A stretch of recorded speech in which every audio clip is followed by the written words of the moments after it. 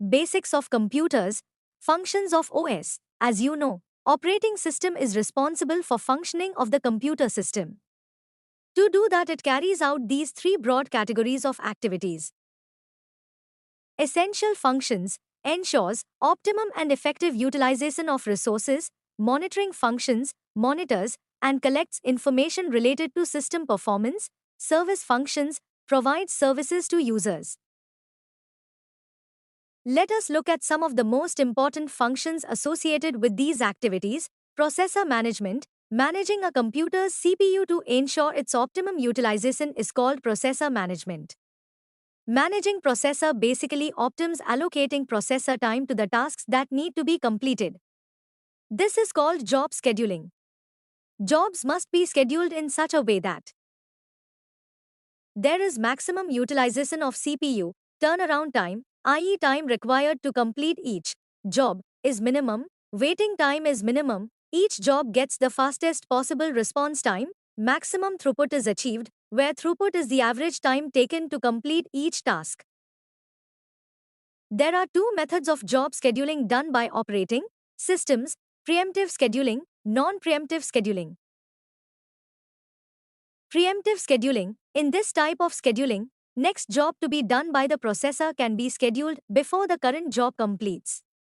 If a job of higher priority comes up, the processor can be forced to release the current job and take up the next job. There are two scheduling techniques that use preemptive scheduling. Round-robin scheduling. A small unit of time called time slice is defined and each program gets only one time slice at a time. If it is not completed during that time, it must join the job queue at the end and wait till all programs have got one time slice. The advantage here is that all programs get equal opportunity. The downside is that if a program completes execution before the time slice is over, CPU is idle for the rest of the duration.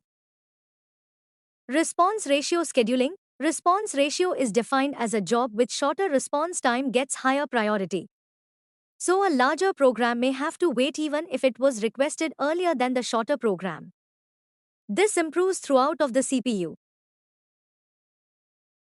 Non-preemptive scheduling. In this type of scheduling, job scheduling decisions are taken only after the current job completes. A job is never interrupted to give precedence to higher priority jobs. Scheduling techniques that use non-preemptive scheduling are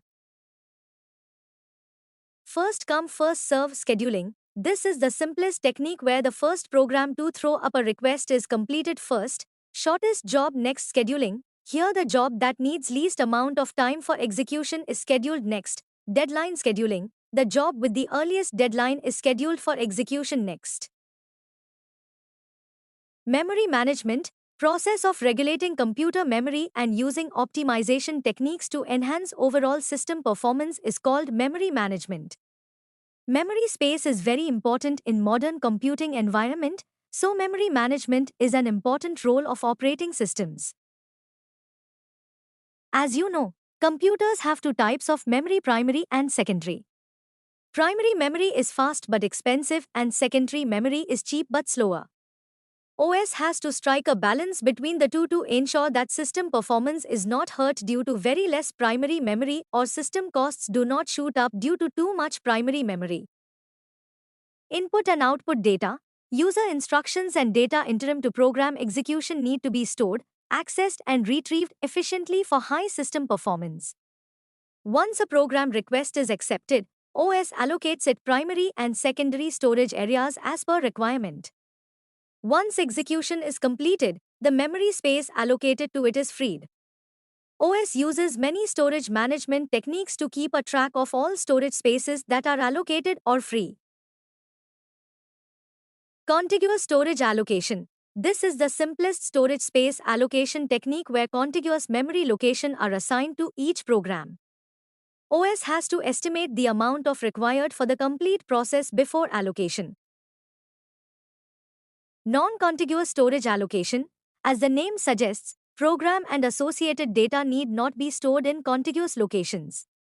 The program is divided into smaller components and each component is stored in a separate location. A table keeps a record of where each component of the program is stored. When the processor needs to access any component, OS provides access using this allocation table.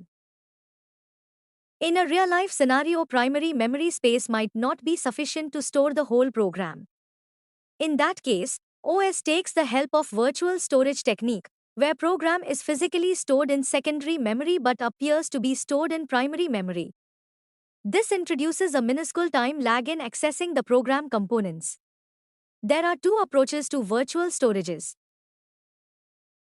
Program paging. A program is broken down into fixed-size page and stored in the secondary memory. The pages are given logical address or virtual address from 0 to n. A page table maps the logical addresses to the physical addresses, which is used to retrieve the pages when required. Program segmentation. A program is broken down into logical units called segments, assigned logical address from 0 to n and stored in secondary memory. A segment table is used to load segments from secondary memory to primary memory. Operating systems typically use a combination of page and program segmentation to optimize memory usage.